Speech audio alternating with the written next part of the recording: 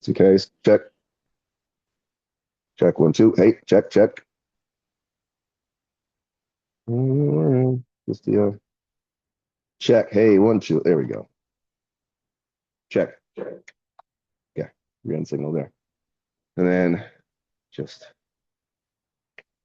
check. Check one, two. And that is not working. Oh, okay. Yeah. We got to make sure. So this mute controls the send to Zoom. Okay, but it controls the speakers anyway. No. Okay. So we mute the speakers, but it doesn't stop. So you got to do, if you want nothing, no sound anywhere, you got to mute the speakers and the Gotcha. and the Zoom.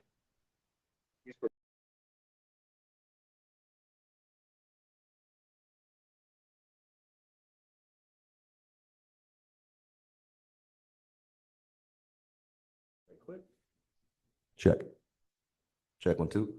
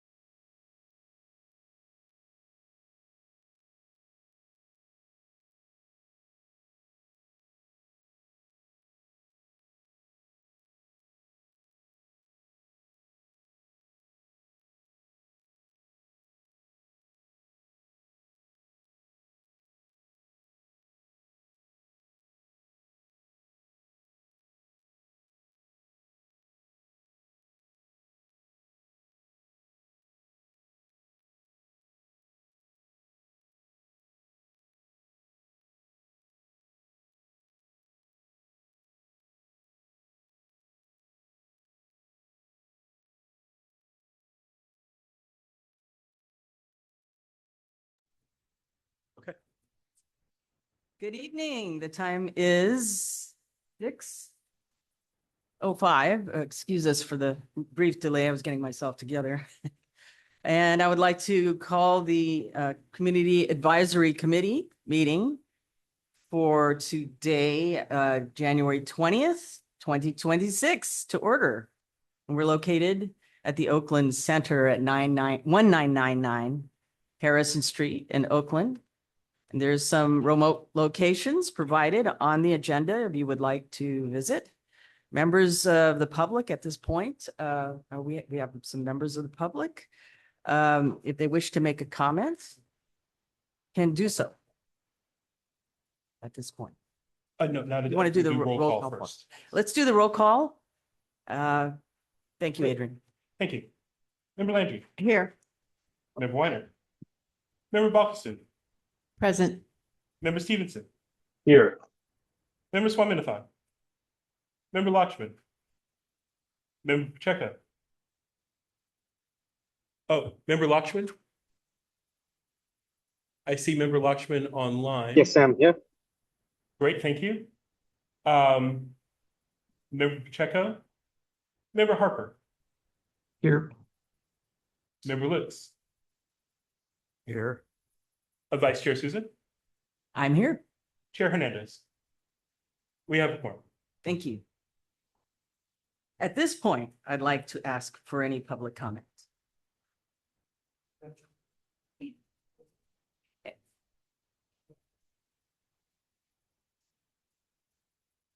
Just 1 second. Hello, members of the Community Advisory Committee. I'm Jessica Tovar with the Local Clean Energy Alliance and People's Clean Power Alliance.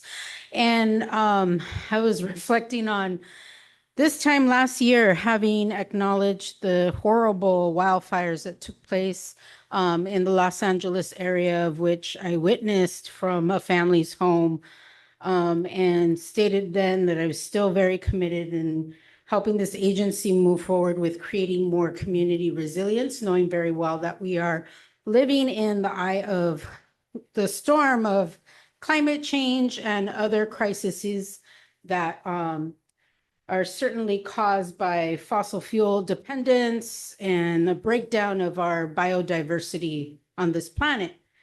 And still very committed to that. Unfortunately, I'm here to also address that, moving into this new year, we're still dealing with a fascist regime in the United States, and attacks on our communities that go beyond the claims of which ICE is targeting right now. And so I want to acknowledge that there is still that threat in our community. And how does this connect to AVA? Well, I want to thank you for opposing contracting with any corporation that holds contracts with ICE and is taking part in the kidnapping and violence against families and people, and even murder. The second thing I want to acknowledge is that we all know, and some of us have lived through this multiple times, that there is a direct correlation between war and energy resources. And that is no different today in the places of which certain powers that be are targeting. So I just want to name that. And I'm still very committed in working with this agency to ensure that we're doing the right thing and actually delivering localized clean energy that this agency originally promised to its constituents. And I just want to, send everyone a virtual hug because times are really, really tough and we're all feeling it right now. Clean power to the people. Thank you. Thank you, Jessica. Are there any other public comments? There are no hands raised at this time. Thank you. At this point, I'll move on to the item of the approval of the minutes.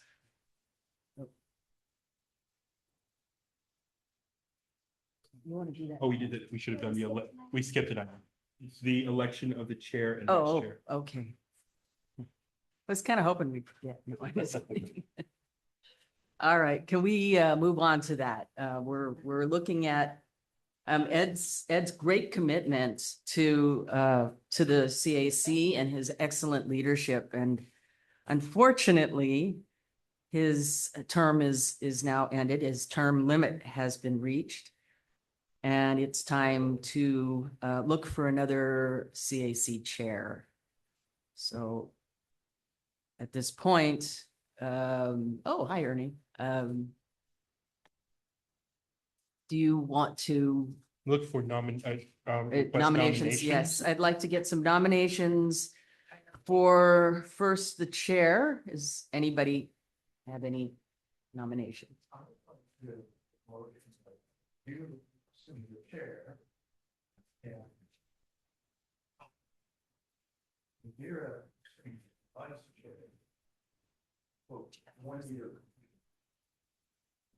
Thank you, thank you.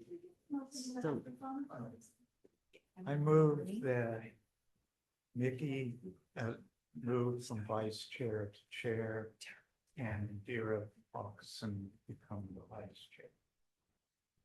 And I'll second the motion. thank you. Looks like me, Mickey Souza's been nominated for the chair, and I'm greatly honored. And a very strong CSE member, Indira Balkason, has been nominated for the vice chair. And we've had a second from Cynthia Landry. Thank you.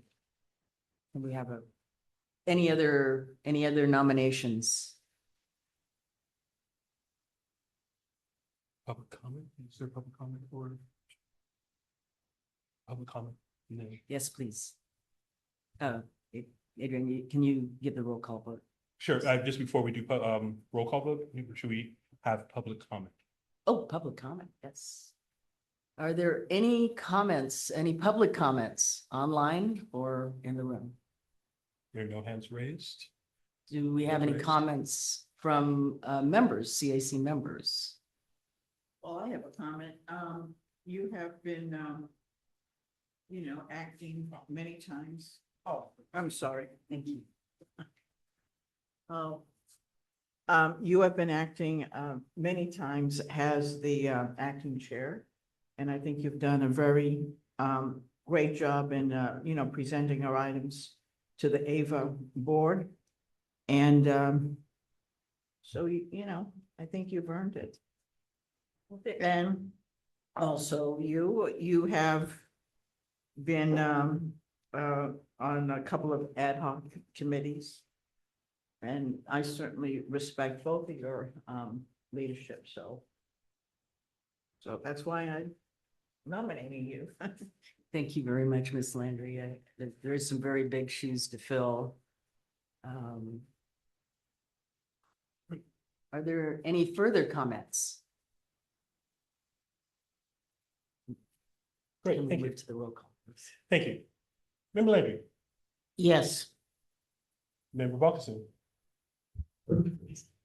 Yes. Member Stevenson, Yes. Member Lakshman, Yes. Member Checa, Yes. Member Harper, Yes. Member Lewis, Yes. Vice Chair Souza. Yes. Passes unanimously. Thank you. And now switch this around. We're now Chair Souza Thank you. and Member Thank you. Hernandez. I don't take this lightly. Just want to say that I am going to have to fill some very big shoes. Obviously, I have a lot to learn, and I want to do justice to this position and see the CAC grow into an organization that can truly support AVA Community Energy and all of its grand ideals and its community support as well. And it's great support for the community as well. I truly believe this organization is amazing, and the people here are truly committed to fighting climate change, to helping the community, to lowering rates for consumers, for our clients. And I believe that even though we're here in 2026, we hope to further increase our footstep in the world and in our community. And I also want to thank Ed Hernandez, who made me grow into the role. And when I first came to AVA, it was East Bay Clean Energy. At the time, I would never have imagined sitting as chair. I was just learning everything and still need a lot. I still need to learn a lot. That said, I welcome anybody to give me any kind of support and guidance. Please never hesitate to call me and tell me either A, that I need to do something, or B, that I'm doing it all wrong. So just help me, please. At this point, I'd like to move on now to the approval of the minutes from our last meeting on December 17th.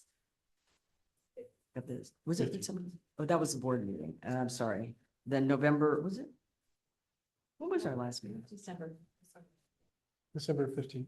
December 15th, of course, 2 days before. No. So I'd like to move towards that. So can we have a roll call? Well, yes. I just want to mention that you'll see in the minutes, included with the minutes, are an AI generated summary of the prior CAC meeting. These are not official minutes. We're not voting on their accuracy because they have not been reviewed for accuracy. So the minutes are the action minutes prior to the AI summary. So I want to make sure that everyone understands that. Great. Everybody take a look at those minutes. This is another step forward in our informational availability and for us to learn and grow. So that's wonderful. Thank you. Make it hot. Yes, please. Thank you, Adrian. I think this is really very helpful. Can I also just say it doesn't know my name. Right. Calls me Inder. Right. Okay. They're not. They're not corrected for spelling Right. for. They're as is. I think it's very helpful to have these. I just want to make a comment. Thank you. Great. Thank you. Wow. Go ahead, Jim. Should I do a comment? or- Yes, please. Okay. I agree with Indira on that. I like having a fuller discussion of what was happening at the minutes beyond what was captured in just the action minutes, which are legally required. I hope that is gonna continue. Okay. In that case, I would move approval of the minutes. Okay, can we have any public comments? Any, We need a second. We need a second. take a vote? Do we need to take any comments on the? Let's do the on public minutes? comment first, perhaps. Are there any public comments? All right, you Oh, have a yes, public we do. comment.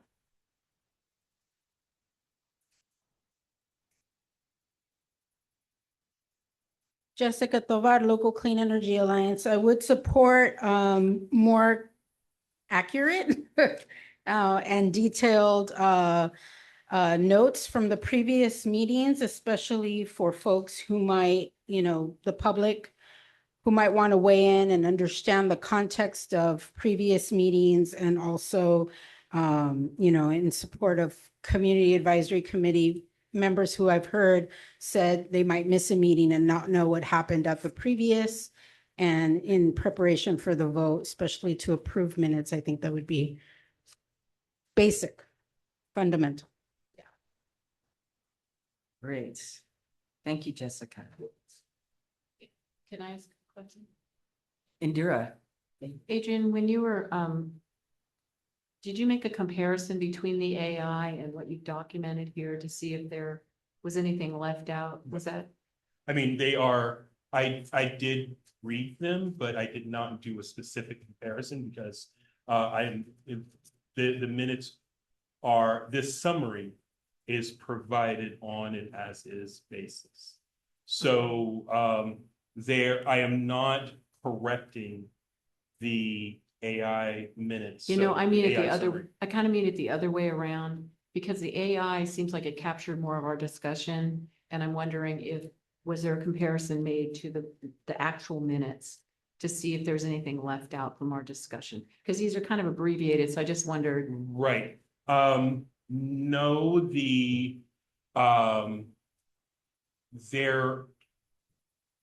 goal is to stay with the action minutes as the legal minutes that are voted on.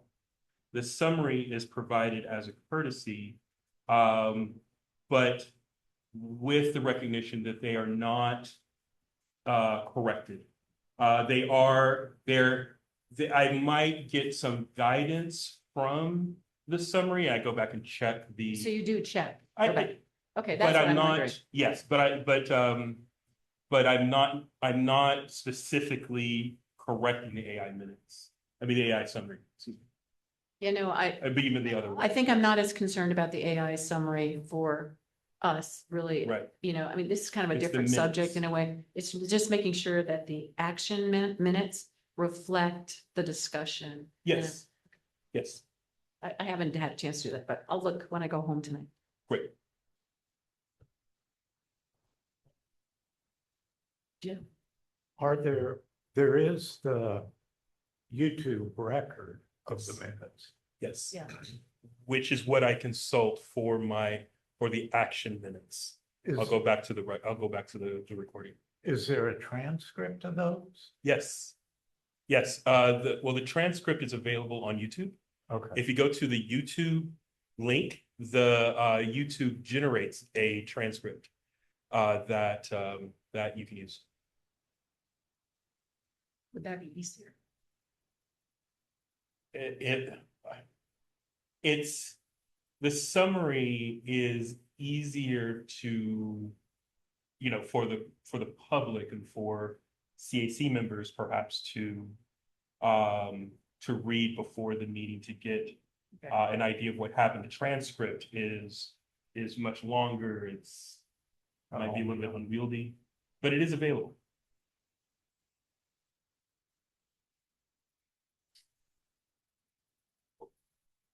So the AI that you're using, is it generated from the YouTube? Excuse me? The AI summary, is it generated from the YouTube or is it, where does it get its? So the way that the service that we use operates, I upload the recording to the AI directly. It transcribes it and then generates a summary from there.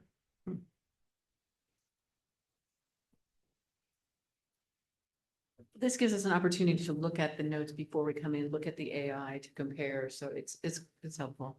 Yes, I agree. Yeah. Are there any further comments online? Okay, well, any further comments in the room?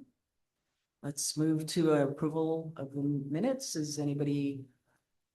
So we have a motion from Okay. Member Lutz. Thank you. We have a second. I'll second. Thank you, Indira. Okay. Can we take the roll call? Thank you. Member Landry, Yes. Member Stevenson, Yes. Member Lockman, Yes. Member Pacheco, Abstain. Member Harper, Yes. Member Lutz, Yes. Vice Chair Buckson, Yes. Chair Susan, Yes. minutes are approved.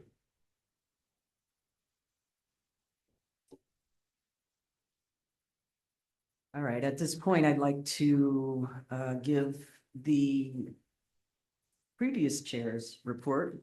Our dear Ed has left me with his notes from the board meeting that did occur on the December 17th, 2025.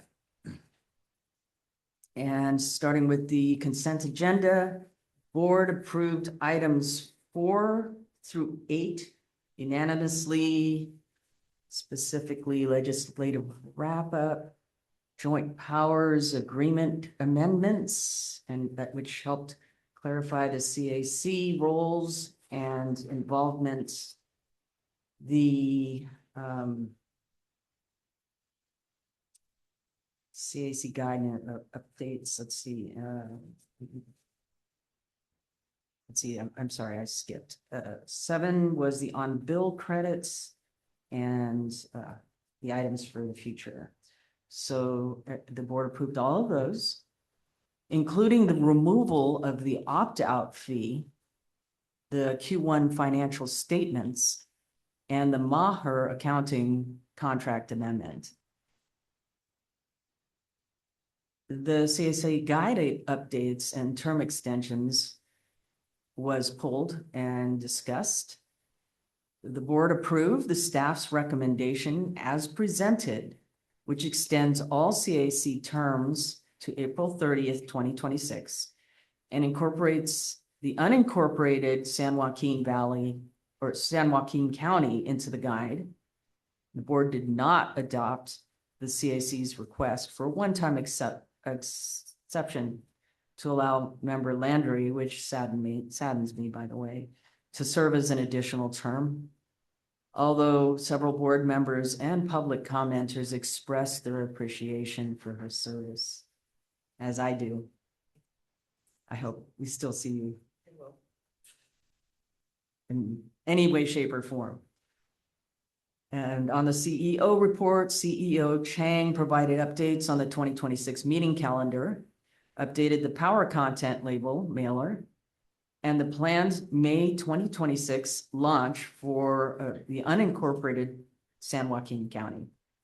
He also noted that the customer program's strategic roadmap will be delayed 3 to 6 months while staff reviews procurement policies in response to concerns raised about Deloitte's ICE-related contracts.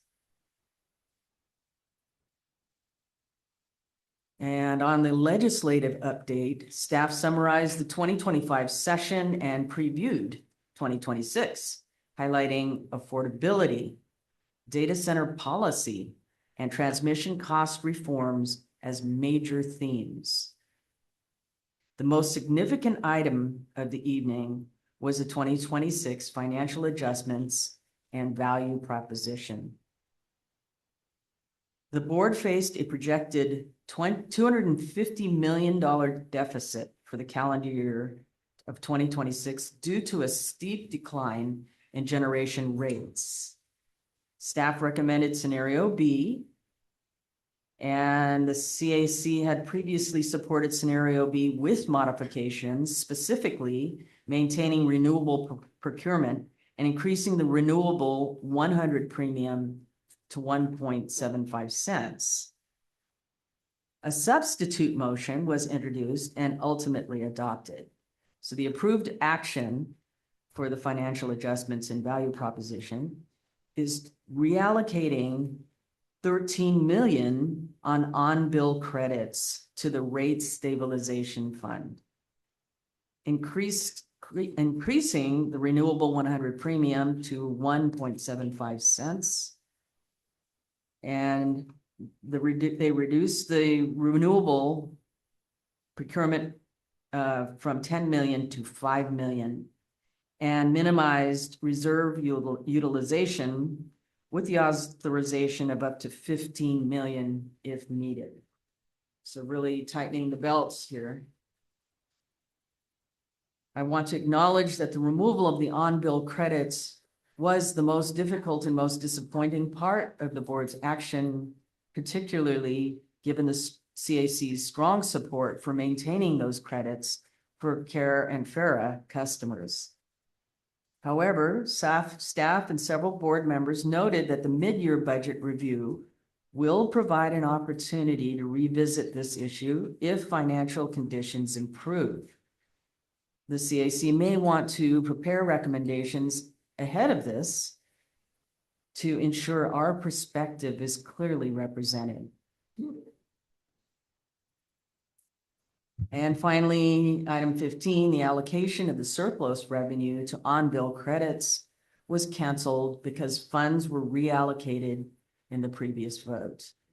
And that concludes Ed Hernandez's share report from the December board meeting.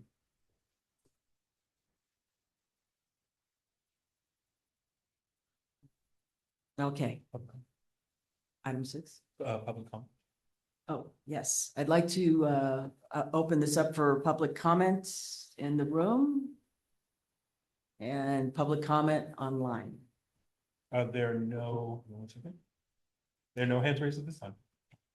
I'd like to open it up for CAC comments online first. No comments. Anybody in the room? Any comments for the CAC report? Well, I want to say myself that it looks like we're really tightening our belts, and I also feel sad about the reduced renewable and procurement by into half. It seems that everything is a little bit hard right now, but I think tightening our belts is a wise thing to do.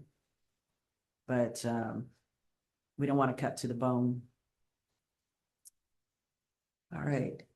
At this point, shall we move on to item C6, which is the IRP overview, which is just an informational item.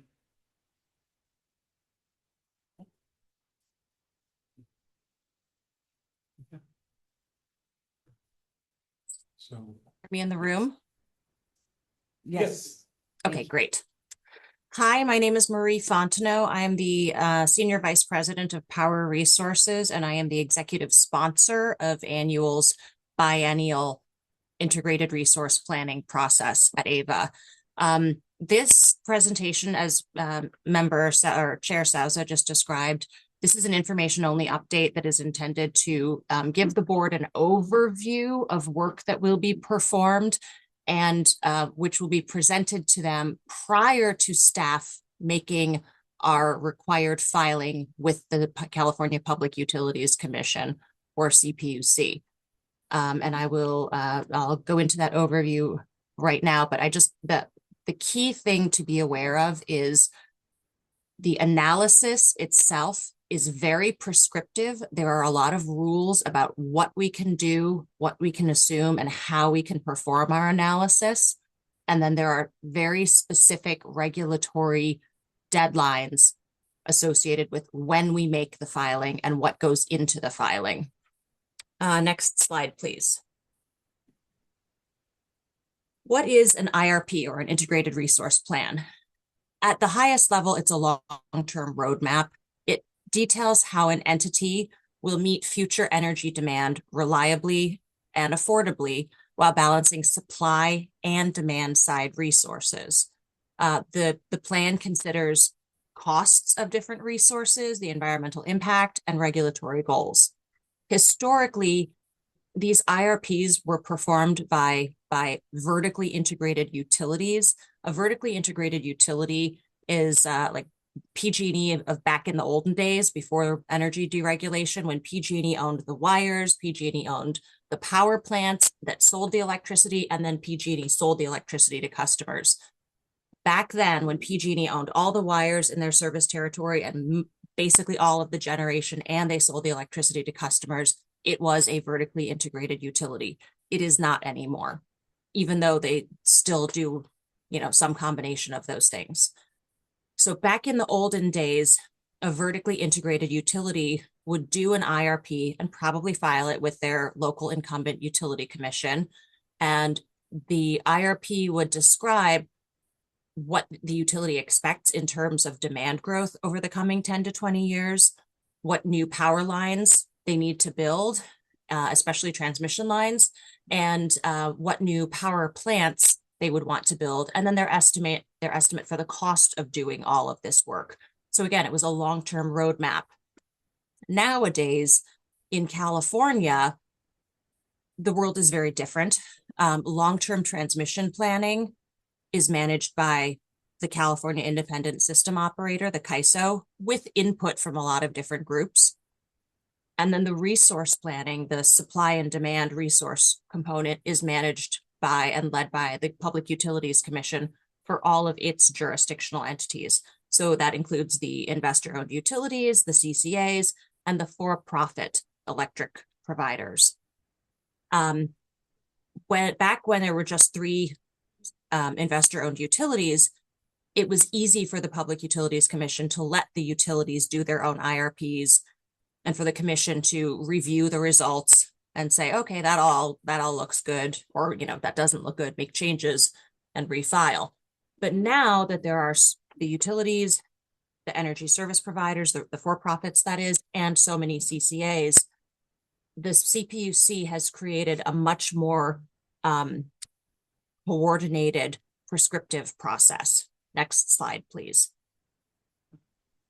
So in this prescriptive process, all of the CPUC jurisdictional entities have to perform an IRP filing on a biennial, that's every 2-year basis. We have to submit our long-term procurement plans to the CPUC, and the CPUC mandates most of the modeling assumptions that we use. They tell us what our forecast demand is supposed to be. They tell us what resources we are to assume will be available to procure from. AVA has submitted multiple compliant analyses, really since this regulatory requirement began. So we submitted a compliant analysis in 2018, in 2020, and in 2022. The 2024 analysis was delayed. And so what we are working on now is technically the 24 analysis, but it's just extremely delayed. And that's because of changes by the CPUC. The purpose of this is for the CPUC to be able to evaluate all of these load serving entities' ability to contribute to emissions reductions in the state while meeting electricity related compliance obligations, like, having enough reliable resources, making sure that there's enough resource adequacy in the state, et cetera. And the CPUC will evaluate the state's resource needs for the coming 10 years, based on what we file in our IRP analyses. It is important to note that these IRP analyses have resulted in CPUC mandated procurement in the past. Next slide. There are some benefits to AVA of doing these analyses. A real benefit to the CPUC is the CPUC is able to coordinate and look at, it's not just the 3 load serving entities, the 3 utilities anymore. The CPUC can sort of build up a view of what everyone is going to do or plans to do, and see if everyone's individual plans are enough for the state as a whole. This allows us to sort of give the CPUC a hat tip, if you will, or let them know this is what we're planning to do for our procurement, or what we might be planning to do or the types of resources we might procure if they are available. And that informs the CPUC so they can decide if they do or do not need to issue additional procurement orders in the future.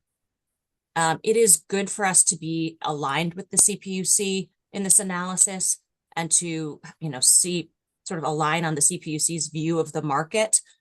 And then we can also identify where our AVA's view of the market differs from the CPUC. For example, historically, the CPUC's cost assumptions for different generation types, like solar resources, for example, I would say that it has historically been a little outdated. And years ago, that meant that the CPUC assumed that costs were going to be higher.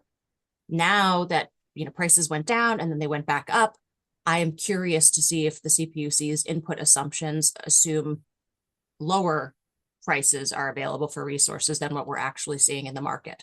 So we do this evaluation looking at what the CPUC tells us to look at, but then we do supplemental evaluation using our own analysis or our own input assumptions.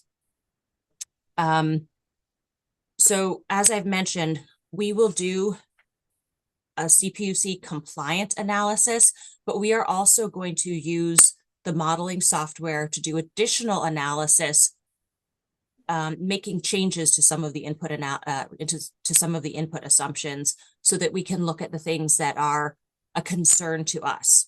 Like there was a mention of data center demand growth just a minute ago. Well, our forecast for demand growth in the AVA service territory is really quite astronomical.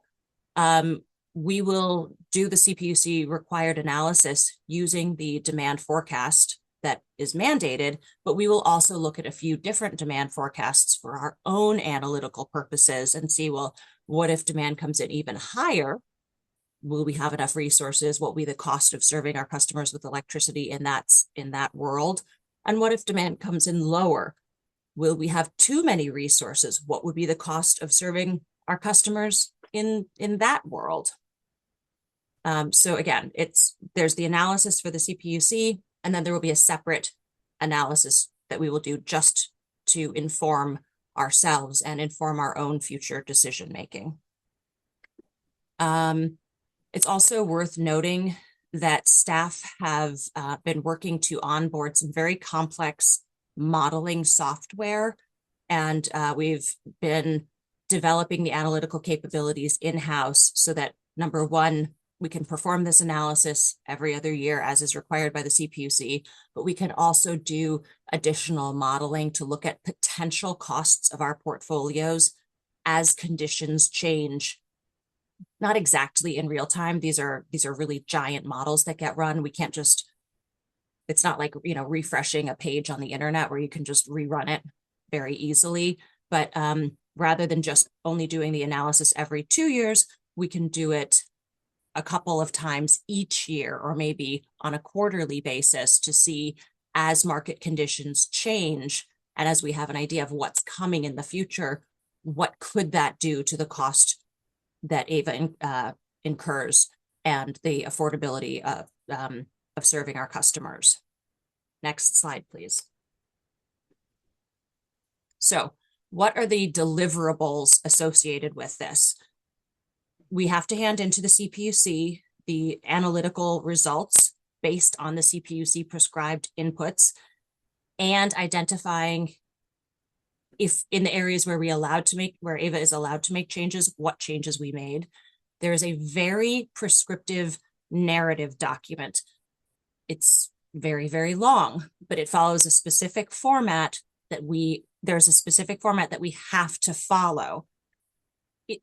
It's not necessarily the way that I would want to lay out this information if I was just trying to communicate with the board and the CAC or just with our customers.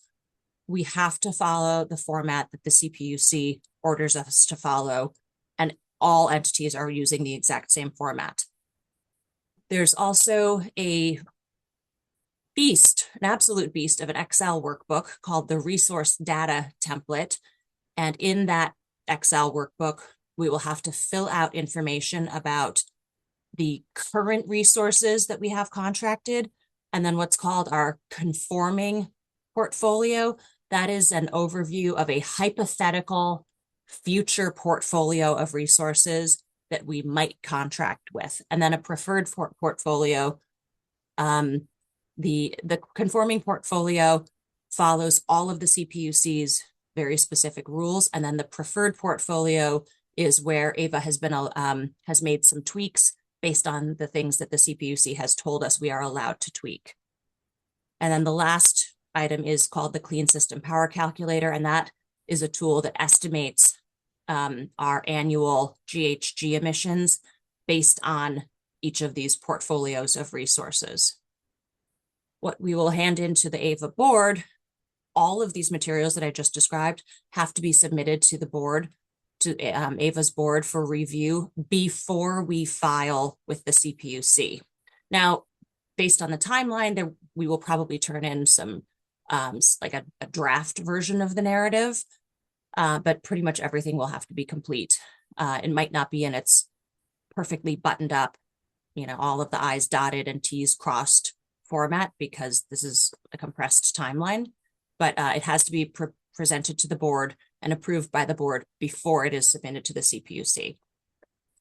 As I mentioned already, one of the benefits of this to AVA is that we can understand what sort of macro level changes can drive costs in our portfolio. We can also have a better understanding on a high level of what resources are likely to be available in the future.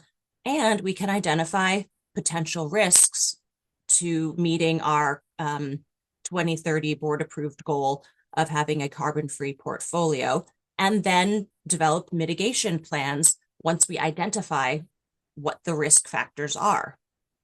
Next slide, please. This is the timeline for the IRP filing and analysis. The key thing that I want to note is the IRP filing is currently due to the CPUC on June 1st, 2026. If you look at your at the materials published online, it would have said a date in May. The date was just updated by the CPUC this past Friday night after hours, after Adrian had already posted, the slides for the board meeting publicly. So the current deadline for the IRP filing is June 1st. There is a possibility that it will be pushed back a little bit further. And the reason is, while the CPUC has provided a written description of what the mandated input assumptions are, they have not released data files that we need to perform our analyses yet. And so we expect this schedule might change. We hope that it will change and that we will have 6 full months to complete the analysis from the time when the data files are made available to us. But if we have to stick with the June 1st filing deadline, that means we will be bringing this to the board in May for the board's approval. It also means if we're really hurrying and trying to meet the June 1st filing deadline, it means we would probably come back to the board sometime at the end, like late in the summer or after the August recess in the fall, to present to the board on, here's the supplemental AVA specific analysis that we did. So the timing, whether or not we present the board with the compliance product and the supplemental AVA analysis separately or together, that will be driven by what the deadline is for the compliance analysis to be filed with the CPUC. Next slide, please. This and the following slide are sort of an overview of what the modeling is that we will do. AVA has onboarded a tool called GenX that basically performs 3 different modeling functions. The first is a capacity expansion model, and it allows us to kind of see the transmission system in California and a little bit extended into the Western United States and optimize resources to lower emissions across that system. The next analytical tool or model is a production cost model. It is a simulated hourly dispatch model that it models what things would look like in the future on an hourly basis if all of these current and hypothetical power plants all over California and all over the Western United States or connected to California are built.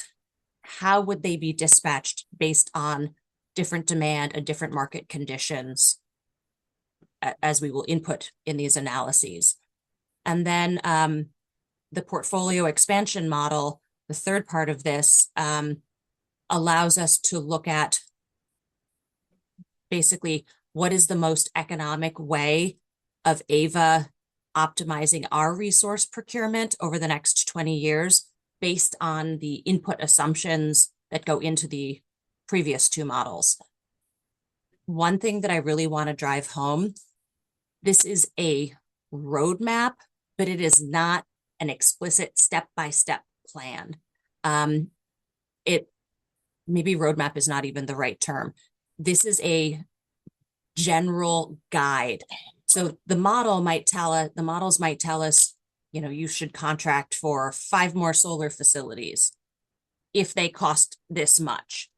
But then when we go out to try to enter into those contracts, if the cost of the solar is twice as expensive, we probably would not want to enter into contracts for 5 more solar facilities. Or the model might tell us you should enter into a contract for offshore wind in the next 5 years. There's probably not going to be any offshore wind in California in the next 5 years. So the model will make suggestions based on the input information given to it, but the input information is a forecast. It is not exactly accurate for what will happen in the future. And so the results of the model have to be treated sort of with a grain of salt. They provide guidance. They do not provide explicit instructions that we have to follow. Next slide, please. Fair warning, when I made this slide a couple weeks ago, I noted that the CPUC would be requiring that load serving entities do modeling, assuming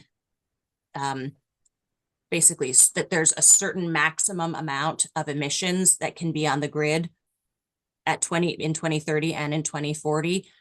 I made these assumptions about 30 million metric tons and 25 million metric tons before the CPUC released updated input assumptions Friday night. So I do have to actually review the written out description of input assumptions and see if the statewide emissions have been defined yet.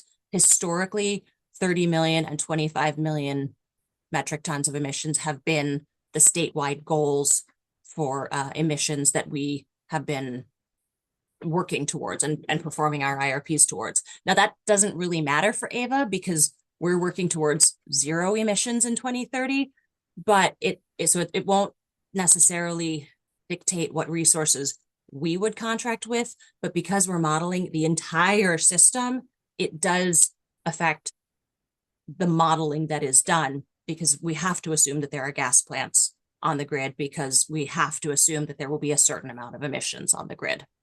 That's one of these mandated input assumptions. The production cost model will assume a number of different things as well, like we might assume normal hydro conditions in one run of the model, or lower gas prices in one run of the model. And then in another run of the model, we might assume higher gas prices. And so looking at these different conditions will give us ideas of the costs of our portfolio under different situations or under different conditions. And then lastly, the portfolio expansion model assumes that AVA's service territory is as it exists today. So it will include obviously the city of Stockton and Lathrop and unincorporated San Joaquin County, but we are not performing modeling assuming any additional service territories join AVA inside of the 20-year modeling timeline. Next slide. I mentioned a few minutes ago that in the past, these IRP filings have resulted in procurement mandates. There were mandates in 2019, procurement mandates in 2019, 2021, and 2023. And hot off the presses, just last week, there was another CPUC procurement order for an additional 6,000 megawatts of resources statewide to be online by 2030 and 2032. And that is being sort of incorporated into a new proceeding called the RCPP, which stands for Reliable, Clean, oh boy, P's always escape me, Reliable, Clean Power Planning Portfolio, I believe. I might be wrong on one of those P's. There is a chance that the IRP analyses that all of these load serving entities file probably in June or July, that there might be additional procurement mandates that AVA and the other load serving entities are ordered to take part in as a result of the IRP filings that we are going to be making this summer.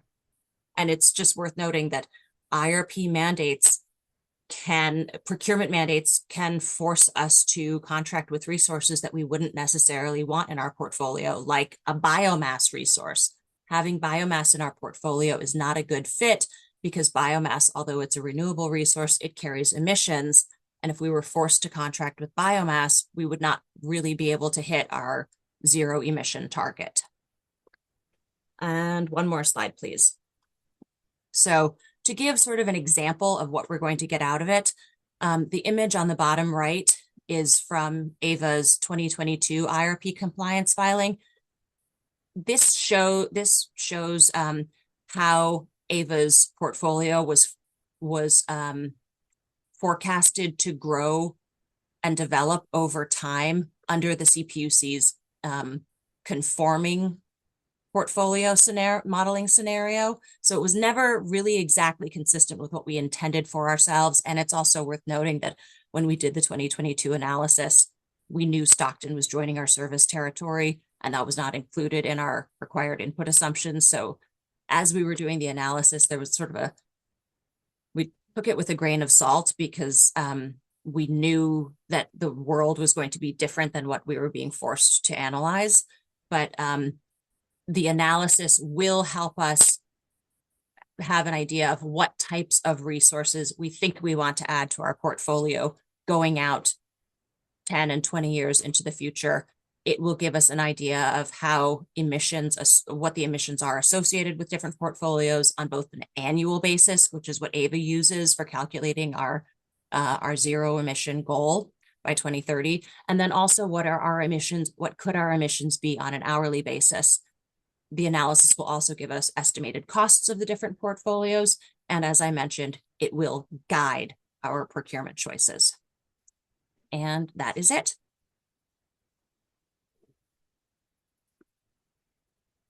Well, thank you very much, Marie, for that very detailed explanation of IRP. And we wish you good luck in all of the new tools that you have and the projections.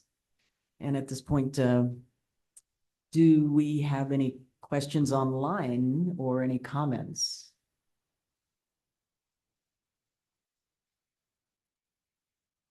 Nobody from the public or, okay, and we have one in the room, Jim? Yeah, I want to congratulate you and strongly support you in the internal modeling. I really like seeing that and bringing it in-house and using the great people at AVA to do this sort of work. Had a bunch of questions on that. Try to run through them quickly. It sounds like there's a PUC required version, which isn't really what AVA sees the world as. But it sounds like you can also do one that's much closer to what AVA does or sees the world as. And is it possible to do, since you have to do a narrative document that sounds very restricted for the PUC, is it possible to use that to generate a more realistic narrative description for board members and AVAS and CAC and interested parties on what you think and your team thinks AVA's going to be facing? C version is not necessarily how we view the world, and that the benefit of having the technical capabilities in-house is that we can do our own analysis and that we will continue to do it on an ongoing basis. I would not be surprised if you start seeing me and some of my colleagues presenting to the board, in like the month before budgets are set every year. This is the type of analysis that will contribute to an informed budget setting. And so these analyses will be incorporated into board and CAC presentations more regularly. I think it is unlikely that we will use the CPUC narrative template as our own template. After you take a look at it this summer, let me know if you think we should use it. I think that we can come up with our own format that will convey the information in a more digestible manner. Okay. Another question is, and I know this is more on the procurement costs and, forecasted availability and capacity and RA and all that, but is it possible to model the impacts of potential PCIA changes, or is that sort of downstream of this model?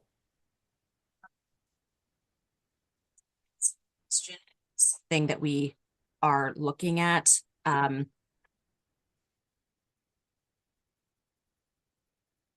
I hope so. It will not be part of the CPUC analysis, but I hope that we will be able to glean a little bit of, possible analysis that indicates possible conditions and possible market prices such that we can back out possible PCIA prices. But, that would be both very valuable to us for a multi-year budget setting. It would also have to be taken with a huge grain of salt. It'd be like predicting the weather on a very specific day 3 years from now. It's very hard to do. Okay, I was asking a slightly different question. You were using it to predict what the PCIA might be. But it sounds like the impacts of the PCIA, when those are set, are not an input or not an output of the model. No, I'm afraid the impact. So we'd have to know what the PCIA is in order to determine what the impact of the PCIA is. But there is value in trying to glean that information because it would help us, inform our own budget setting multiple years into the future. Okay. And one last question is Ava's input public to the model? And how much of the model is public?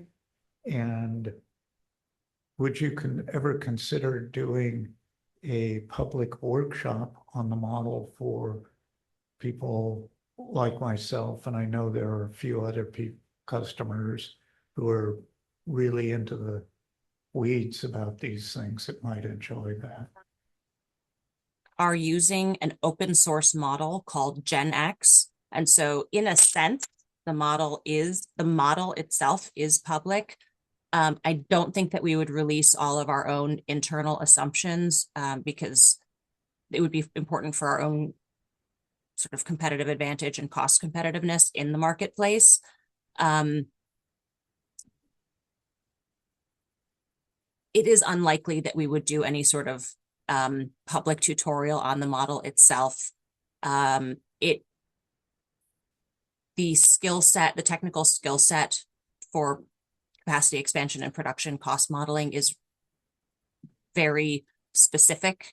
So unlikely that we would hold public workshops on it specifically, but the compliance filing that we make and a description of the modeling that is done is made public. A few slides ago in the presentation, I actually included links to our 2018, 2020 and 2022 CPUC compliance filings. And so those were made public, and all of the related materials, those were made public, and the one that we're going to file in 2026 will also be made public as well. That's it. And congratulations on bringing it in-house. Thank you. Thank you, Jim. We have a comment or question. Thank you for Indira. Hi, thank you. I agree with what Jim is saying. Thank you for bringing this in-house, and it's very helpful, your description.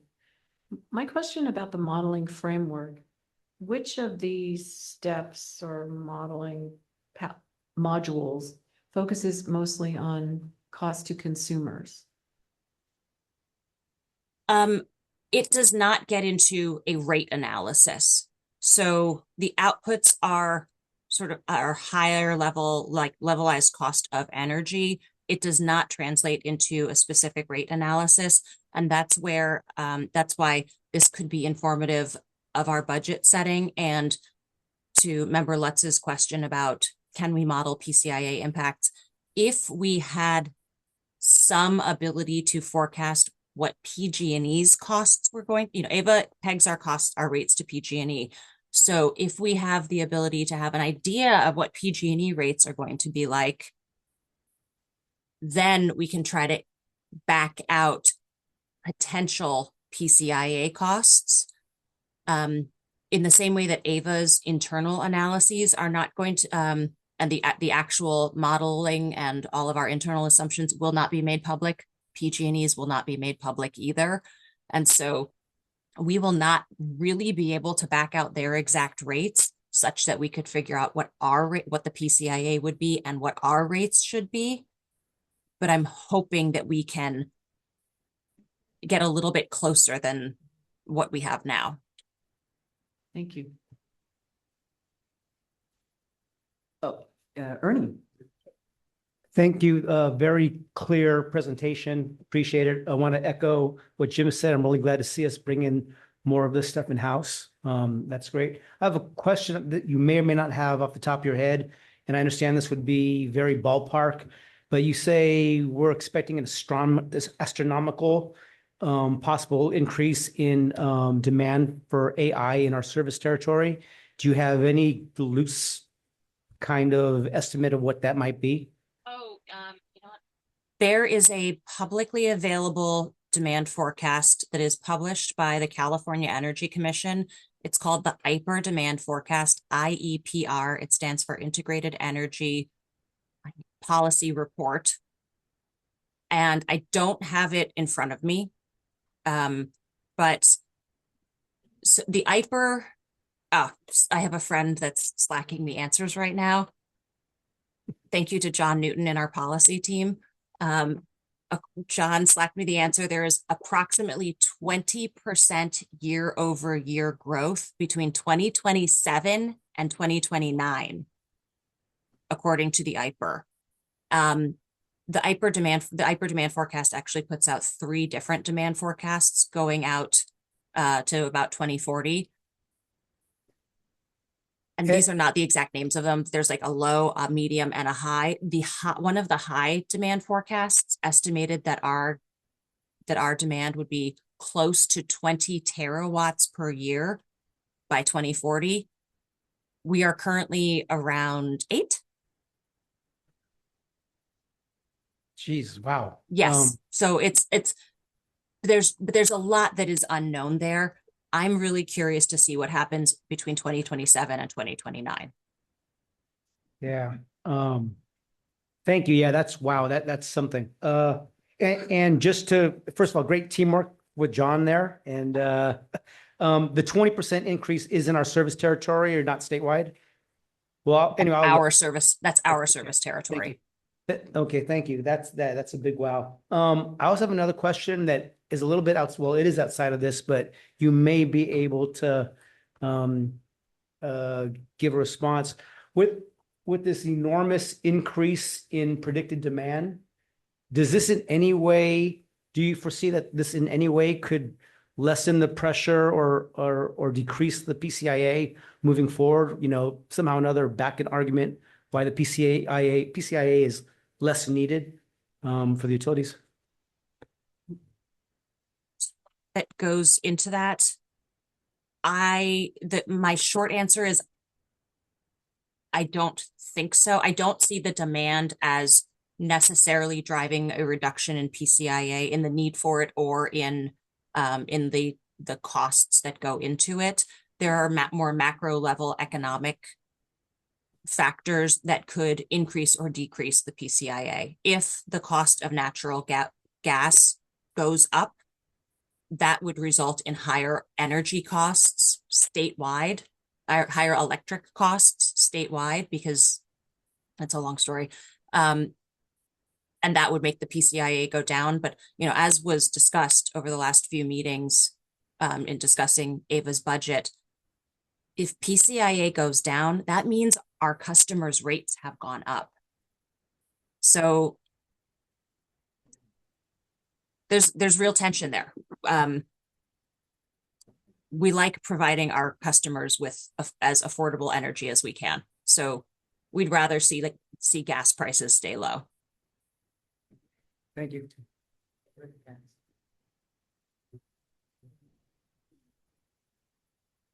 Oh, Cynthia.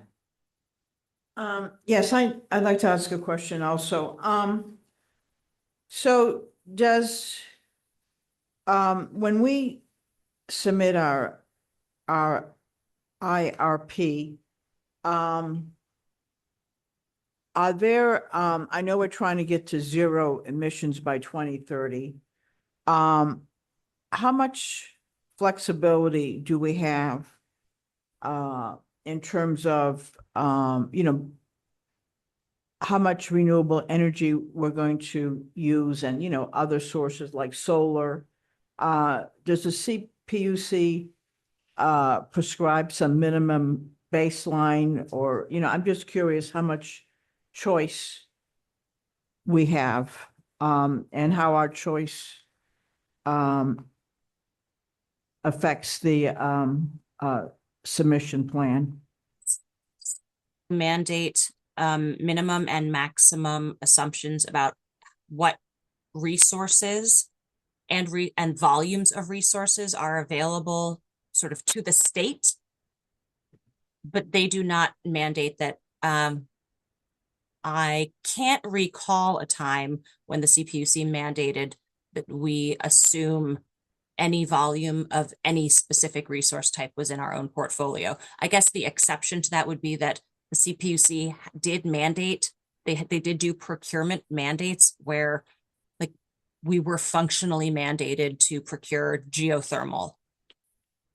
So there will have to be a geothermal resource in our IRP portfolio. We were mandated to contract with it. So there's that came out of a procurement order. I do not recall a time when the CPUC ordered us to assume a certain volume of a certain resource type was in the IRP analysis in our portfolio. I have not looked at the input assumptions, the overview document in enough detail yet to say if that is addressed in the input assumptions. And like I said, the input files have not been released yet. So there's a little bit that I don't know right now. So we have a lot of flexibility in the choices that we make to get to zero emissions in 2030 is what I'm hearing. I know, Flexibility. looking at costs and Yeah. what's available. I mean, Yes, we have some flexibility, recognizing that we are trying to balance selling our customers affordable energy with selling our customers clean energy. okay. Okay, I think we have a question online, David. Hi, thank you, Marie, for this presentation. I had my quick couple of follow-up questions on what I'm kind of reading as just a decision-making support tool that's very, Good description. very nuanced. I'm wondering if it assumes, I'm assuming in like the portfolio expansion modeling, if it assumes like an average energy efficiency rating for buildings across the service territory, or if it makes any forecast based on energy and efficiency investments. It does not go into that level of detail. That detail would go into the IPER analysis. The IRP, at a high level, the IRP takes the IPER demand forecast, picks one of them and says, load serving entities, go do a resource planning exercise, assuming this is your demand and these are the resources that are available. How are you going to make the two match up? Okay, that's helpful. And then one other follow-up question is, does it stipulate any difference in costs or calculation of costs based on new deployment of energy resources within the service territory as opposed to outside of it? Like, are you doing any jurisdictional analysis, planning costs, so on and so forth? The compliance analysis will have prices for resources that are somewhat location specific, but not as specific as an individual CCA service territory. So using solar as an example, there might be a price for solar in the Bay Area. There might be a price for solar in Desert Central California. A price for wind is actually a really easy one to do this with. The cost of wind in the Tehachapi will be one price. The cost of wind in the Altamont will be one price. The cost of wind in New Mexico will be one price. The cost of wind in another wind territory will be a different price, but it's not getting down to like the county level. Okay, that makes sense. I'm assuming at certain points you'd be kind of like at a tension point between investing in a certain resource in another area far away that's much more cost effective, but is Yes. not going to have the same kinds of community or economic benefits as like local deployment. Yes. But okay, thank you so much for the work you do. I don't envy your job, and I'm sorry that you have to report to the CPUC. Please rest up after the report and have a big pizza party. Thank you, Davis. And thank you, Marie, again, for such a informative report and kind of a look into how Ava's staff does business and the wide range of knowledge and internal tools that Ava uses to get things done, especially these forecasts, which are very difficult. I can imagine just seeing the weather is going to be throwing everything into some sort of uncertainty. That said, You have a hand raised for public comment as well. oh, we have a hand raised in public comment. Rebecca Frank, you recognized for 3 minutes.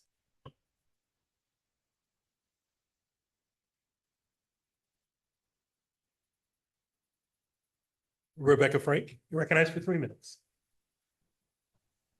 Hi. I have one question. The virtual power plant service will be released in this quarter. How much are you factoring in the energy that might be available through that service? Thank you.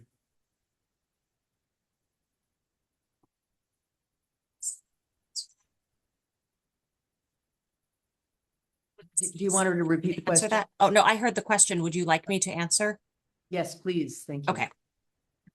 The forecast for the number of VPPs and the volume of generation and storage that will be provided by them is negligible. It will be incorporated into our analysis, but it is negligible. Very good. That's a good thing. All right. Are there any further questions? Any questions in the room? Well, I want to thank Marie again for her important and very educational discussion and presentation.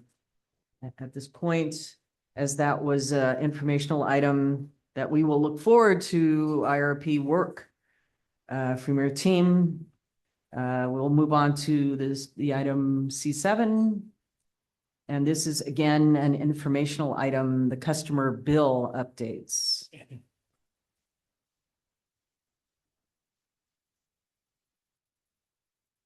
Hi, good evening. Can everyone hear me okay? Yes, we can. Okay, thank you. Hi, this is Annie Henderson, Chief Customer Officer at Ava Community Energy. Adrian, I don't have slides, but you could bring the memo up on the screen, thanks. And I'm going to just provide a very high-level summary of what's in the memo. And I wanted to start by noting, this memo is really to provide detail and follow-up for the board, the CAC, and for our engaged stakeholders, but it doesn't represent what we are trying to convey to sort of the general population of customers. This definitely gets further into the detail than we would try to incorporate into general customer communications. So the first section here, excuse me, is following up to what was presented as part of the sort of financial adjustments and forecasts in the December board meeting, as well as was discussed here at the CAC, with the actual rate updates for January 2026. So essentially the ERA filing differed from the final rates, and as a result, there is less of an overall discount to customer bills, and that's inclusive of the generation rates, with which Ava controls, the PCIA, and the delivery charges, which are more under the purview of CPUC and PG&E. So altogether, that discount went from what we expected to be about 10% to only about 5%. Ava is still reducing our generation rates, which is the portion that we control, by about 15 to 21%. And if you scroll down just a little bit there, Adrian, there are some tables that try to summarize what we put into the narrative. So what we had presented originally, based on the forecasted filing, and then what actually came out of the final filing at the end of December, and then was implemented on the PG&E side starting January, and will appear on our bills effective January 1, but won't appear on a customer's bill until early February. We also represented it in terms, rather than percentages, in terms of the actual cost per kilowatt hour for an average residential customer, assuming 2018 PCIA. And then if you can scroll down a little bit further, Adrian, the next section is an update on Bright Choice and Renewable 100. This again is just following up on a decision of the board made in December. The staff took all the necessary actions to implement changes to the discount and to the premium. And again, these changes will show up on customer bills with an effective date of January 1 for any bill cycle that starts after January 1. So that means you'd have to start January 1.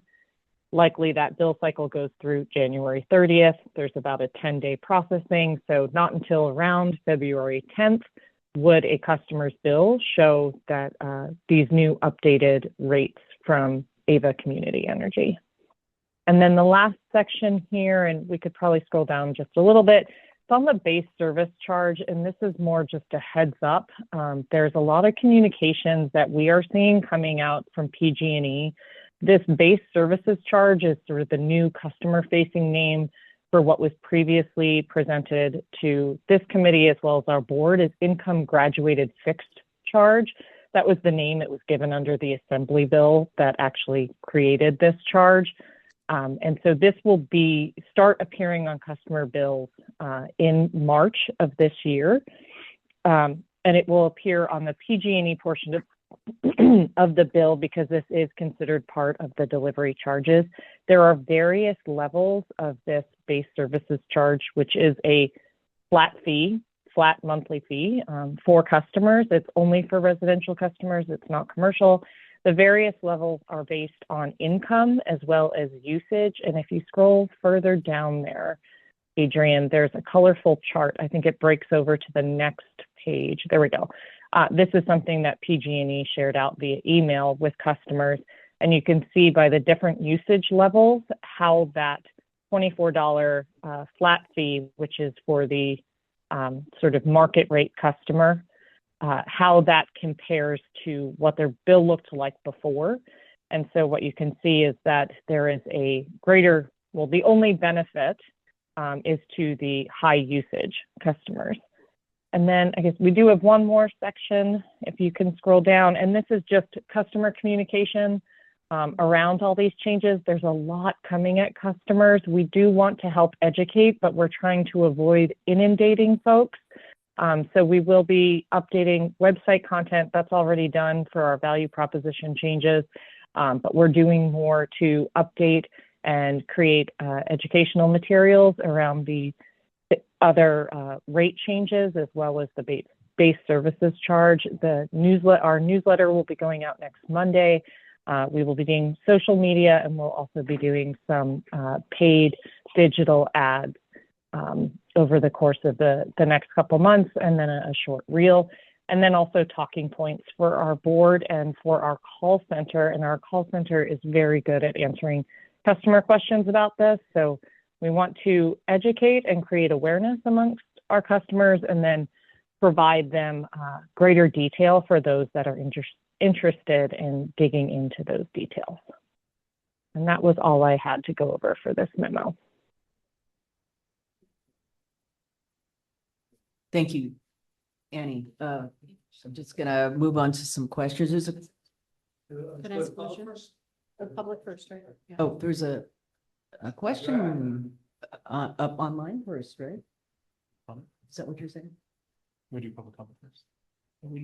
Public comment first. So, yeah, do we have any questions online and from the public? Okay, There are no hands raised at this. okay. Are there any questions? Well, there is a question in the room. I think I saw Ernie's head first. Okay, thank you, Annie. I'm sorry, I was reading while you were talking, and I missed the difference between the forecast and draft for 2026 rates. What is the meaning and the difference between the draft and the forecast? I missed that. So there was an October era filing by PG&E with forecasted what their generation rates would be, the delivery rates, and PCIA.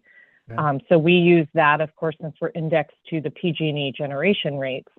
And then the delivery and the PCIA are just something that we have to receive.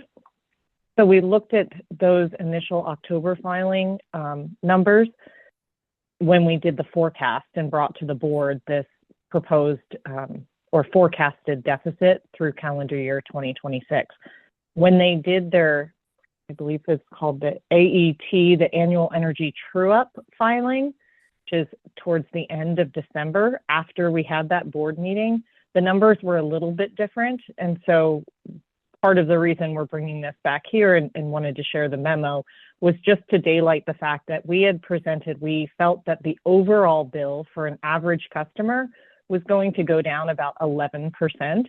Based on the new numbers, it's only around 5%. And we just wanted to make sure that we close the loop based on the updated numbers from the final filing. Okay, I'm sorry, I asked the question a little bit sloppily. On the numbers on the graph that you released us, the 11 for the Bright Choice, the 11.27 cents, you're saying that's the new. Oh.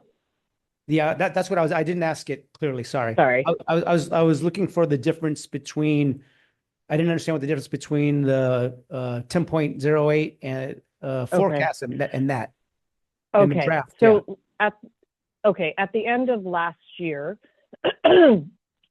with the 5% discount, we were charging customers on average 14.22 cents per kilowatt hour for a residential customer for Bright Choice.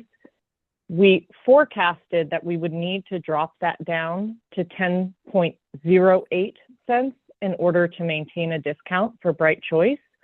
But based on the final numbers that came in after the board meeting in December, what we will be charging on average to a residential customer is about 11.27 cents.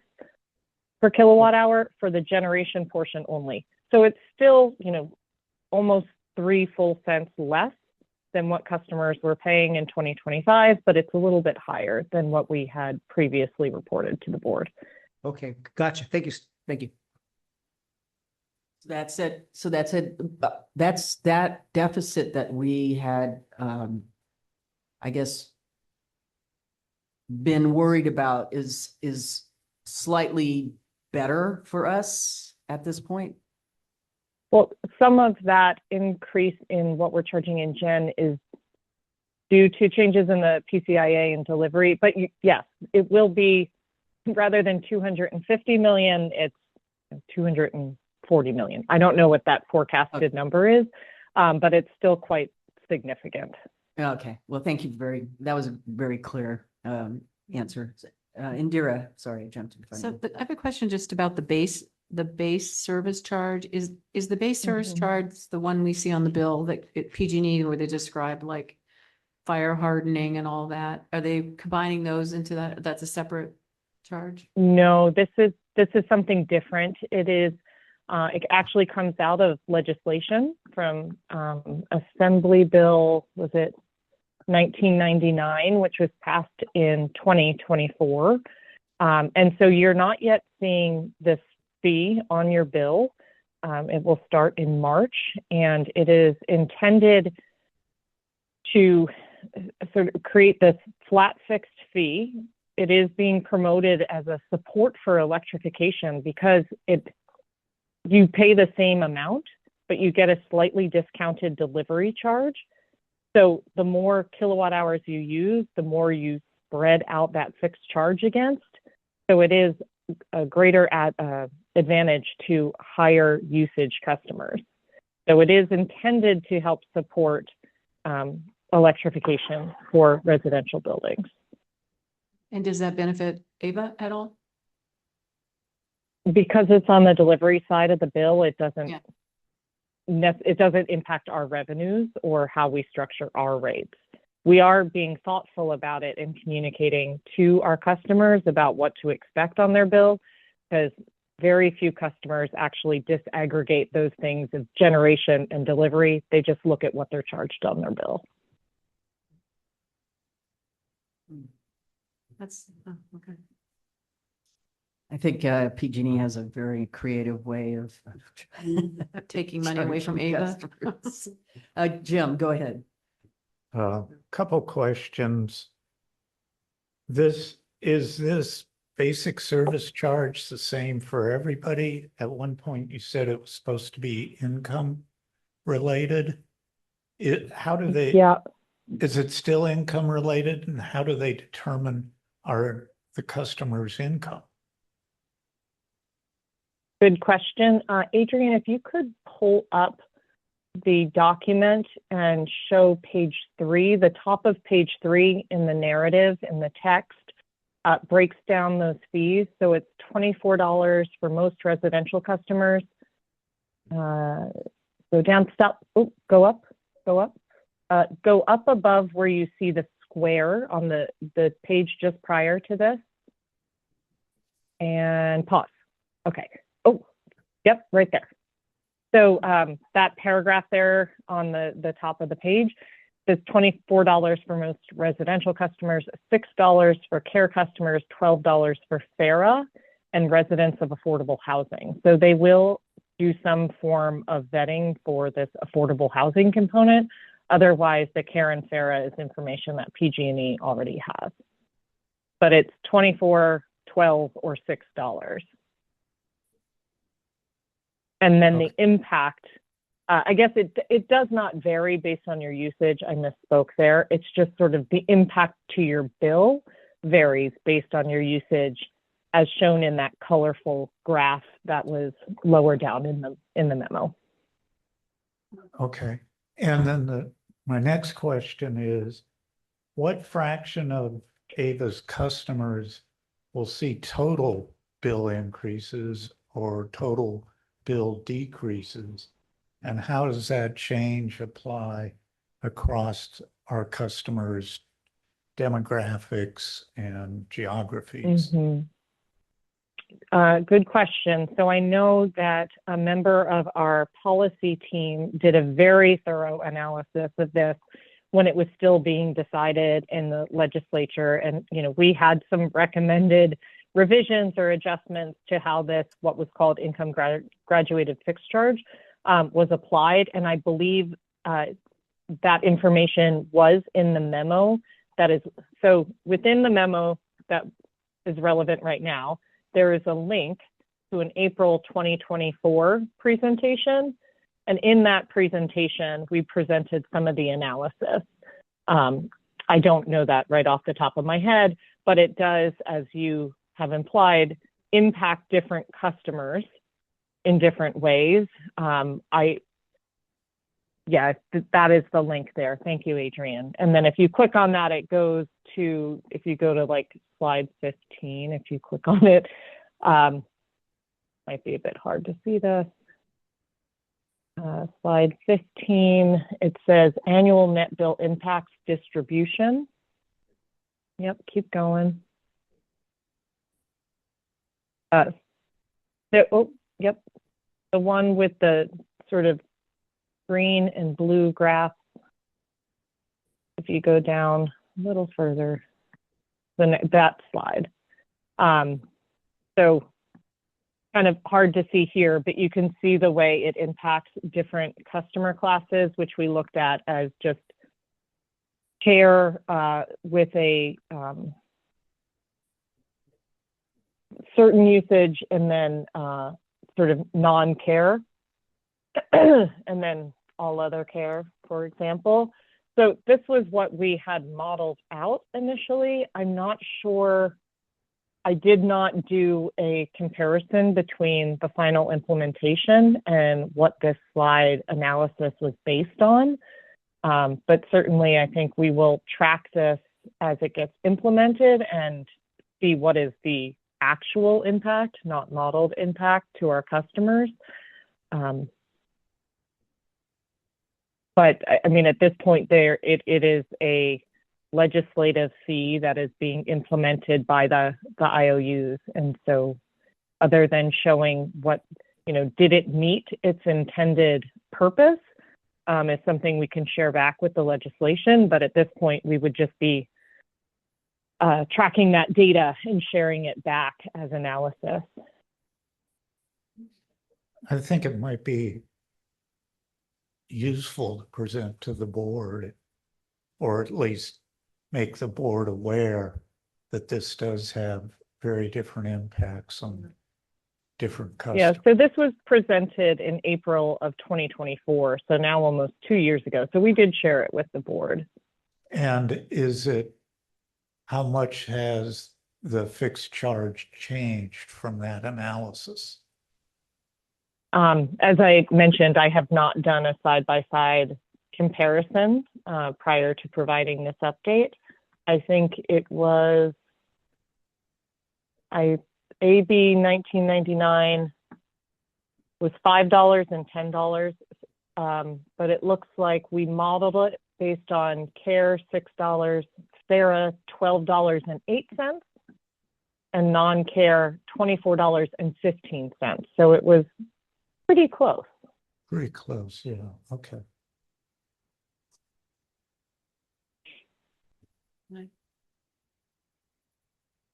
Vicki, can I say something? Oh, yes, Indira, I was looking at the chart. And I think it's very confusing. I'm thinking about what you said about the surge charge being to encourage electrification and being on the demand side. I think that's very confusing for people understanding what AVA is doing on the generation side. I don't know how you're gonna explain that to people. It's I feel your pain on that one. That's tough.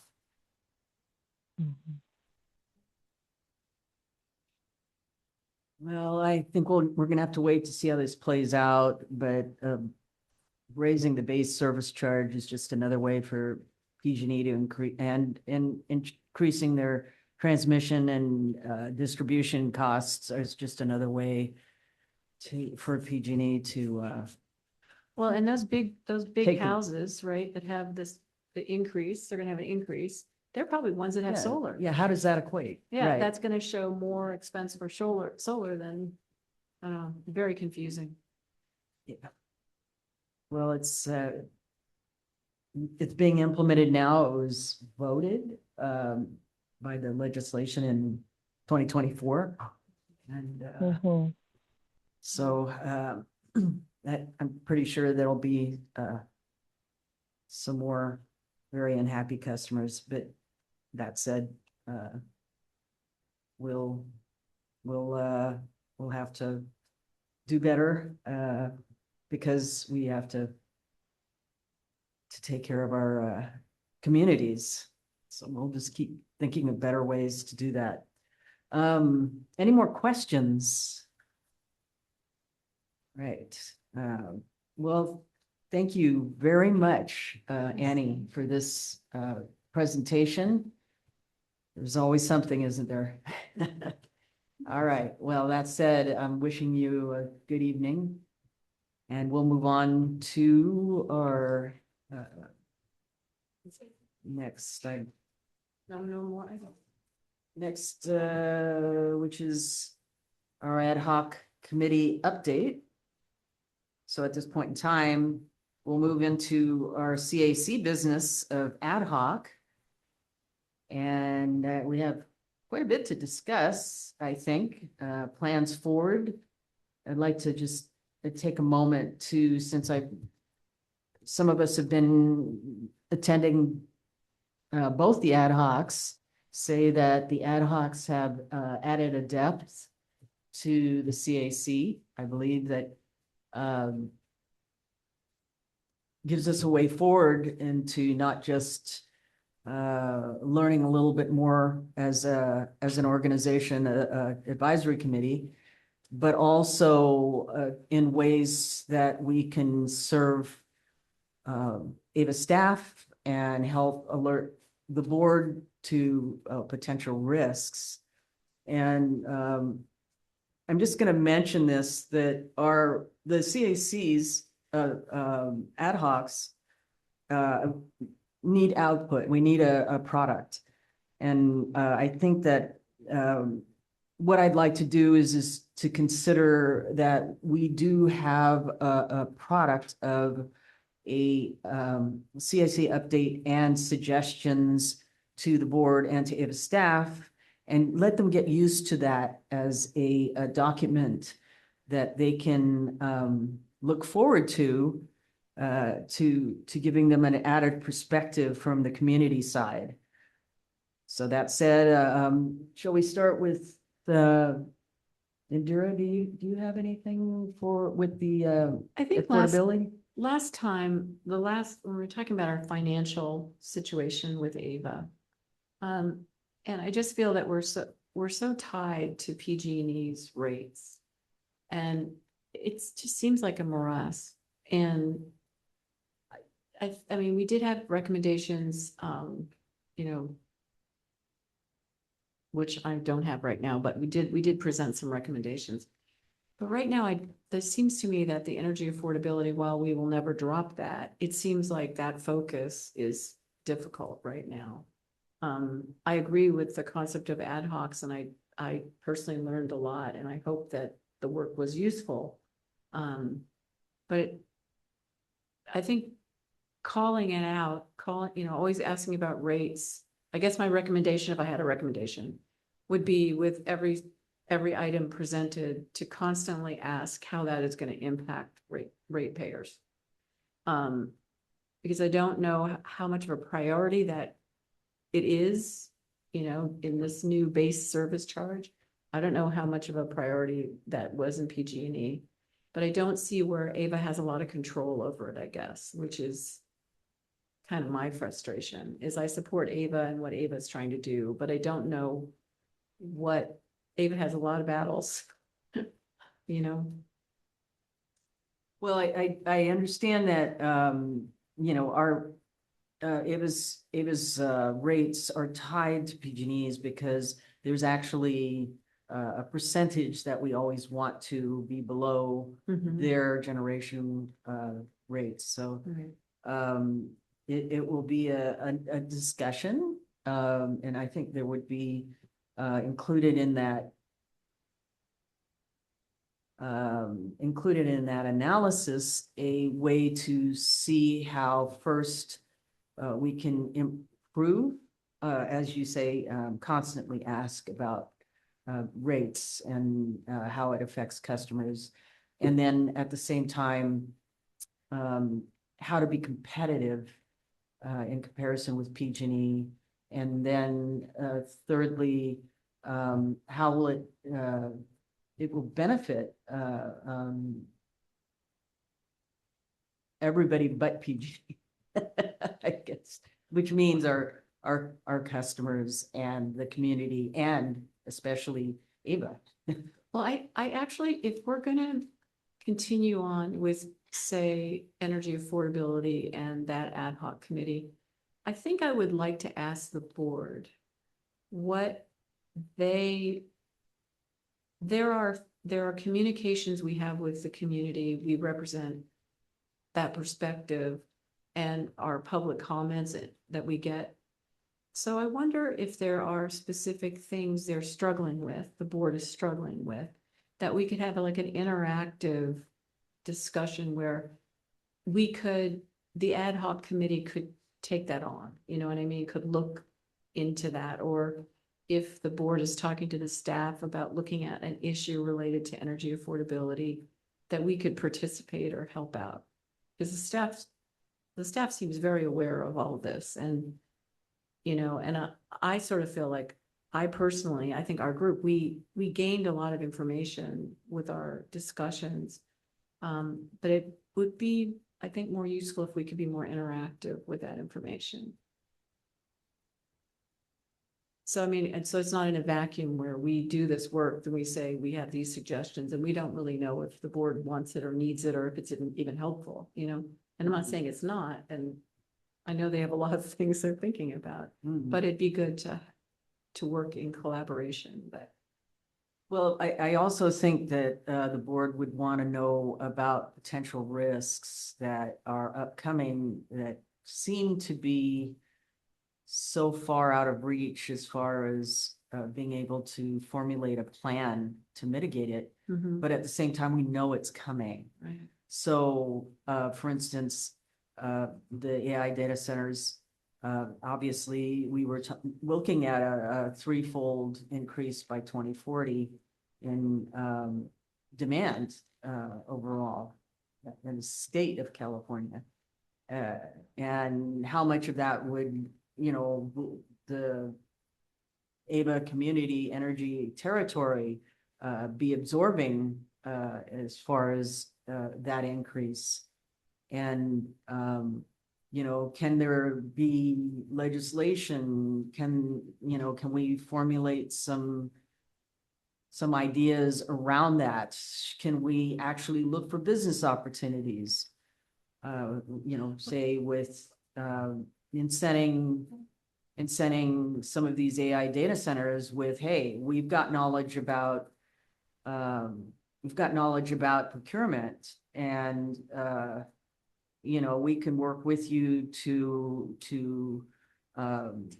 gain procurement for yourselves that would offer stability, you know, those types of things, and partner with the AI data centers so that you know, we could grow together and Well, that shouldn't be on the customers. That should be on the business. I mean, there's the residential and then there's the commercial. And I don't necessarily hear that discussion coming up with AI. Well, I believe that if Ava as an organization is healthy and has adequate demand, this will affect everything. But nevertheless, you know, I'm not in any way saying that we should, you know, sunset it or anything like that. You know, everything's very prescriptive in the energy world. So it seems as if new thinking doesn't really fit in very well. And I think of the book Serviceberry by, she's the same person that wrote Robin Williams. I think she's Menominee. And she's an ecologist, and she talks about the ecology and the economy of abundance. And I think of solar as being a very abundant resource. Yet it's treated as if it seems to me that we're trying to create it to be scarce. It's not scarce, it's free, it's available. And so I personally, not very scientific, I don't understand why solar isn't just free to everybody and it reduces our prices.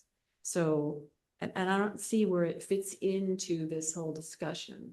So people who are getting solar on their houses, they're not seeing a benefit, the prices are going up. Oh, So I think I'm frustrated that energy affordability isn't considered enough, or it's not making its way forward. We're trying to create an energy industry with solar, like we've had with natural gas and all the old, finite resources, when we have something that's infinite. And if we keep on building these, how many terabyte AI centers, we're going to be eating the earth. And I'm not supporting that. So I don't want us to, I feel like sometimes we get caught up into the protocols of CPUC and CEC, as we should, but there must be a way to help AVA, because I do believe that AVA is a really great opportunity and doing a great job. But what can we do to help them? I mean, you sent me that article about the CCAs, right? With San Diego, CCA, and they were challenging. Right, the PCIA. The PCIA. Well, why isn't AVA challenging the PCIA? Yeah, that's another, I think another thing that would be a I was hoping we could- recommendation, that yeah. we should join that lawsuit. Mhm, mhm. Right, I'm glad somebody's doing it, and Yes, absolutely. it would be wonderful if some body in Ava Community Energy can join and encourage other CCAs, CCAs to add weight to the lawsuit. And that should be a topic at the CCA meeting. I don't know if it's on the agenda, but when all the What we can CCAs put- get we can- together Mhm. to talk about Yeah. challenging the PCIA. Mm. But I don't know if that's specifically energy affordability. Well, the fact that the budget deficit really hurt us in being able to increase or I guess reduce the customer bill. It shows the impact of a healthy budget. But maybe that is the homework that this committee could do, is to take a look at the PCIA lawsuit that San Diego is doing. And maybe, I'm sure that all the legislative staff of AVA are looking at that. But maybe we could ask to have that on our next meeting, where we talk about what AVA's thinking about that. Because I'm sure they're talking about it. I'm sure the staff's talking about it. Yep, maybe we can ask for a presentation for the February meeting. Okay, are there any questions, any public comments as far as the energy affordability ad hoc? There are no hands raised at this time. Okay, anybody else want to make comments? Okay, thank you very much. Ed raised his hand. Oh, Ed, hey, there you are. Good evening, Chair and CAC, I assume. Chair Souza, is that correct? Yes. Yes, Okay. And our Vice Chair is? Indira. Okay, Our Vice Chair congratulations. is Tim. No, just Thank kidding. you. Congratulations. Thank you very much. And Indira, congratulations, Vice Chair. I think is important to really push for the advocacy of getting on that lawsuit to really push towards that PCI reform. So I think if it can be an agenda item brought forth and support with Kate and staff to help really address with the legislative committee or leads there to help really see how we can be involved or why we haven't. Just really understand that lay of the land and how we become more advocate. I think member Peter Wenner suggested us to be more involved in the past. So whether we can do that to really make our energy more affordable. Because if we had to reduce PCIA, that could be more affordable, or just get rid of it altogether. So I appreciate that being brought to the attention. But thank you for leading the meeting, and thank you for taking the gavel. I was hoping to pass it in person, but I had a conflict this evening. So thank you so much. Those are my comments. Thank you, Ed. I know Tuesday was hard for you, so maybe you can get some rest after this. Will And do. we will be seeing you, right? Next month I might have a conflict, but we'll see you in March and April. Yes. March and April. Excellent. See, that's not the end of Ed at the. I at hope our- not. We want to see him also do other things, so we're You gonna. you may just stay tuned. We are definitely staying tuned. Very exciting. So Thank that you. said, it would be great to do a little bit more discussion on the PCIA and have that as an agenda item. Jim, are you ready for the LDBP, long-term business plan? We're mostly waiting for what's happening with the RFP for the roadmap. Mhm, It's only a customer programs roadmap, but it's mhm. it's That's been What delayed we're- 3 to 6 months. right. But like update on that, or at least on the proposed policy changes that would affect that. Be required to issue a new RFP. So we haven't been meeting seriously on, LDBP. Okay, well, I guess then we can obviously we can move on to staff announcements. Yes. Kate. Thank you, Chair Souza. So just a couple quick staff announcements, mostly just reminders. I did want to announce here at today's meeting that AVA is hosting a grants ideation community workshop. It will be next Wednesday, January 28th at 5:30. This will give a chance for the community to weigh in on priorities for our next round of community grants. So members of the CAC, as members of the public, are welcome to attend that workshop. You can find more information about this on our website, on the events section of our website. So feel free to take a look there. Can you give the location? There's a location. It will be right here. Okay. Yes, so you all have a leg up already. And then there'll also be a remote option as well. And RSVPs are required. So please RSVP via the link on our website. That goes for all members of the public. And then the second quick announcement I wanted to mention is that the application for positions on the CAC is now live. You can also access that on our website. Members of the public in our service area are very much welcome to fill out that application if they want to seek a position on this great committee. There's also a process then for our wonderful current CAC members to seek reappointment by filling out that form as well, which will then be reviewed by the board, and board members will make all final reappointments and appointments in the spring. So just wanted to mention that here as well. Also the link available on our website at avaenergy.org/CAC-app. So thank you. Thank you, Kate. I do have a question or two questions. The first one is the grant workshop. Is it being offered via Zoom at all for some of our? Yes, there will be a Oh, remote very good. option. Yeah. All right, and the second question is how are our prospects? Are there any? I can't speak for the board members. That is up to their discretion of appointments and reappointments, but we got a great batch, of course, of CAC members here currently. So I hope to see many seek reappointment. Great. I haven't seen Peter in a while. I don't know, how do we just ask him how he's doing? He was here the last meeting, wasn't he? Yes, he was. Okay.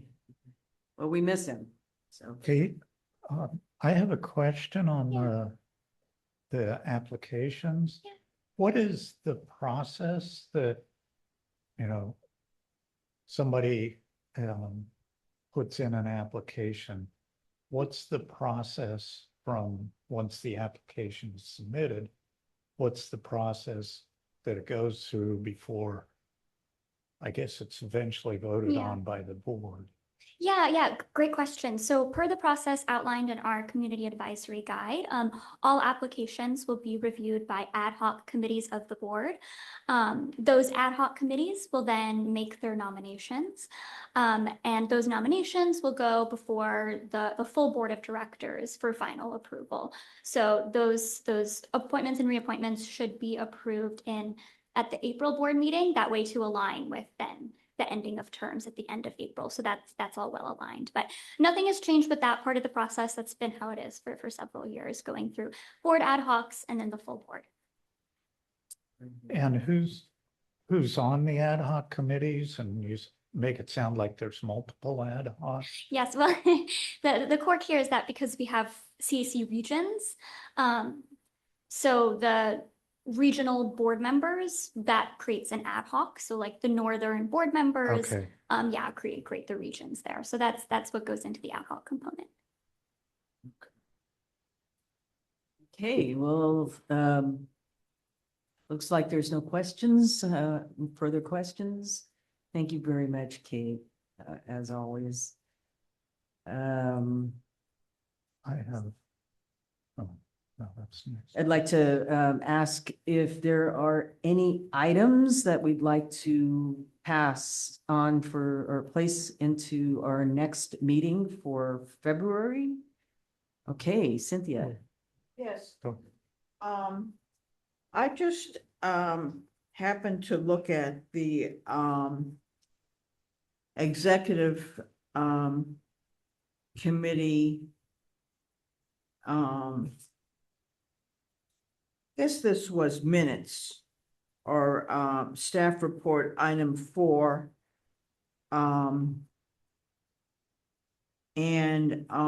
Yeah, this was from the executive committee. The date was January 14th. And since I've been here for many years, I know that at one point we wanted to have the call center actually located in Alameda County. And I know that SMUD, has in general been a very good provider. And, there was some deliberation in that. I don't understand all the details in this summary. But the master service agreement with SMUD was amended a third time to set the term from 2025 through 2029. And they are integral in terms of getting monies into our the cash accounts. I'm not an accountant, but they are integral into the services that AVA provides. But it's my understanding that we wanted to have this call center located here in our service territory, which has expanded now to include San Joaquin County. So and then there's something here about not needing another RFP. And again, so I'd like some clarification on this document I don't know if you have any comments, Ernie, that you might want to I have a, contribute. So, yeah, there's something that seems to me not transparent. thank you, Cynthia. I agree with a lot of what Cynthia said. This has been an ongoing issue where one of the core visions of this agency was to do as much of the work within our service territory as possible. And yes, but We are at the CAC member and staff announcements for future discussion. so. We should not have the discussion now, Okay. but agendize the discussion. Thank you. Okay. So how would we rephrase that for next? So was this a request for putting on future agenda? So one question, was that voted on by the board? And if not, I would like a presentation at our next meeting where we can have a discussion on this. It was. Adrian, I can speak to that briefly. I encourage this committee to watch the recorded presentation that was already made at the executive committee. There was no vote by the executive committee because this is authority we already have under the administrative procurement policy. We were in fact being very transparent with the board since we already have authority. We were daylighting the fact that we intended to use this streamlined procurement pathway based on mission critical services. And so rather than redoing that presentation based on authority staff already has, I would ask that this committee watch that and maybe identify questions you have, and then identify what kind of information they are looking to clarify in a future discussion topic. Okay, thank you, Annie. Annie, can you give us a little pointer as to how to find that presentation? It is on our public meetings page for past meetings for the January 14th meeting. January 14th, thank you. And that was, oh yeah, got it, thank you.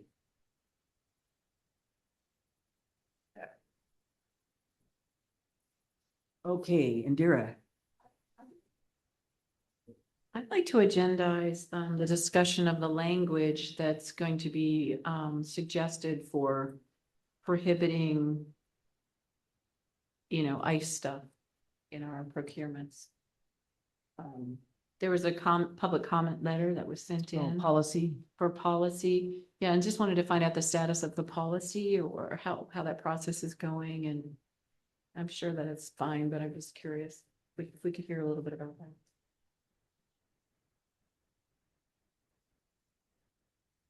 And I'm sorry, Chair, I'm not sure if it was captured. So we are asking for the call center, data center to be an agendized item for the next meeting.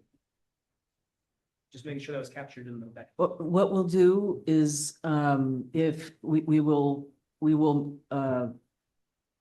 do as Annie has requested and watch the presentation and then come up with some questions.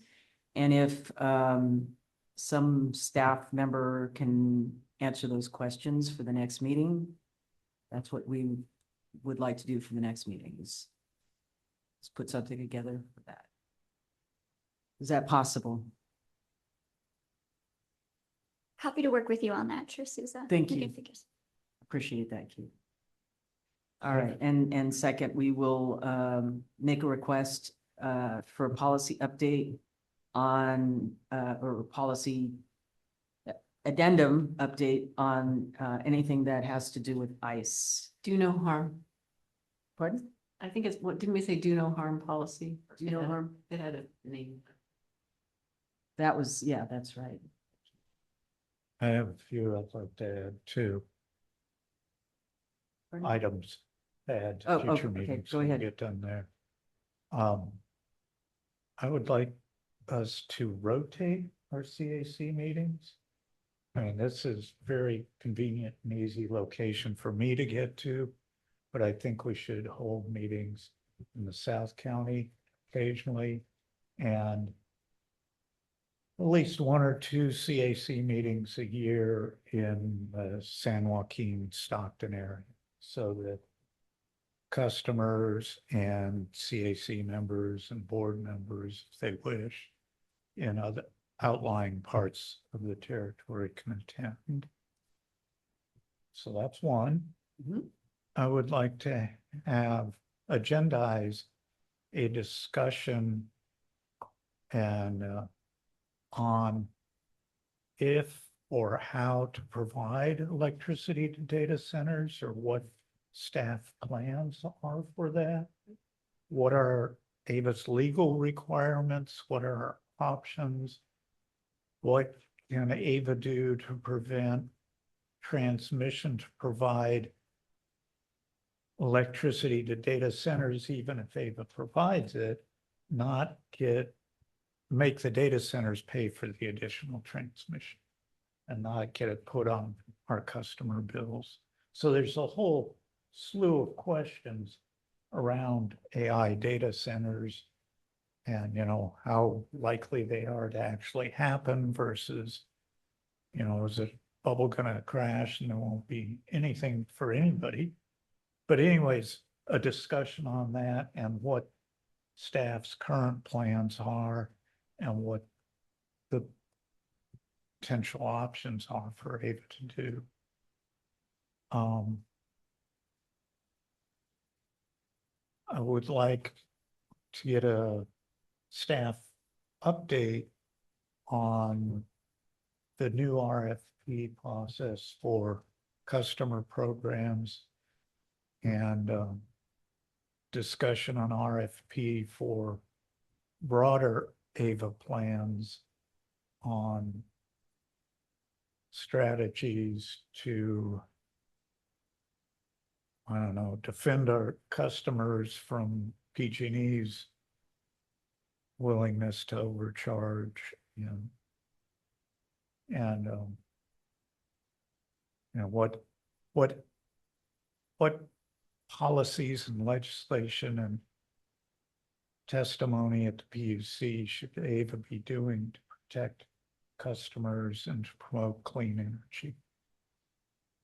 And then finally, I'd like to see some CAC members attend the Cal CCA. Is that a agendized item or? Well, maybe it's an ad hoc committee. I don't know. But we mentioned that before, right? That's been mentioned. We have. Yeah. So I don't know that it needs to be an agenda.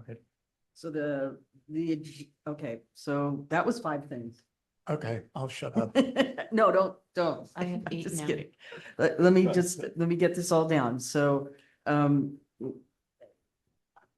first of all, the rotation of locations, that's very imaginative, and I think it's very pertinent. I do think that's something that I don't know if we need to agendize it. Do you think we did? Because it would put a burden on you to move meetings, areas. Let's, we can discuss it. Yeah, if you want to discuss the item, then it would need to be agendized. It wouldn't need, okay, so would be, we could, Well, we'll find a way to discuss it. We'll figure that out. Okay. So the second was, agenda, we would like to have on the agenda the AIA or a data center rather, the data center increased demand discussion. I really think that, you know, that will include, just personally, I would think it would include the legislation that can be brought forward. I would imagine something like require all data centers to have a renewable or energy efficiency member on staff. That's in the, you know, the senior vice president or not senior vice president, I'm sorry, the like a director or somebody. we should figure out what sort of topic we want it to be. Okay. So. Not get into it now. Yeah, the legislation part, okay. And then, third, the customer programs and strategies. Do we want to agendize that? Just You would just want an update on on an that? update on what's happening with that. Okay, so that is an agenda item. Can you help me with wording? We'll do that offline. And, how the PUC is benefiting or not benefiting, ratepayers. I don't know, that, first of all, I think just the first Maybe couple, we would, encompass a meeting. So we're gonna have to give you some of these out. So we'll talk about that offline, Jim. Okay. And I saw Ed had his hand up, so. Hi, Ed. Thank you, Chair. I just want to bring up that I think the Emerald Cities Collective, ECC, NorCal. We lost you. Oh, can you hear me okay? Yeah, now we can. Perfect. I just reminding folks that I saw and was invited to the Community Resilience Hub Initiative Workshop on January 29th. It's at 10 a.m., I believe via Zoom, and you can register through the emeraldcities.org website. But again, at the webinar, they have the project team will covering the program updates, a deep dive in technical assistance offering, and a pilot site spotlight. As we recall that, I think they'll be presenting to this committee and maybe the board an update. This is something that the Resilient Hub Initiative through AVA, Local Clean Energy, and Emerald Cities are working on. So ideally, they are able to have this workshop and they provide that report out back to this body on how they're doing. So I think they have to provide some reporting to AVA. It'd be nice to still see this group come and tell us what they're finding out, any challenges or anything that they may need or support on. I think that workshop, again, is on January 29th, 10 a.m. You probably can find it at emeraldcities.org, or maybe Kate or Adrian can help get the link out to the CAC. Thank you. Thank you. That's exciting stuff. As you know, my church is doing it, so that's very exciting. That said, are there any further potential agenda items that we haven't filled out for our next 3 meetings? Just all right.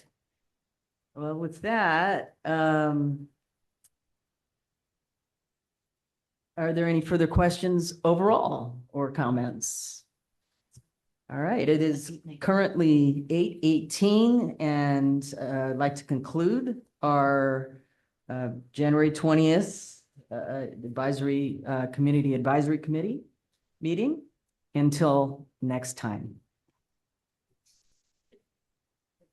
Thank you. Thank you. Good job.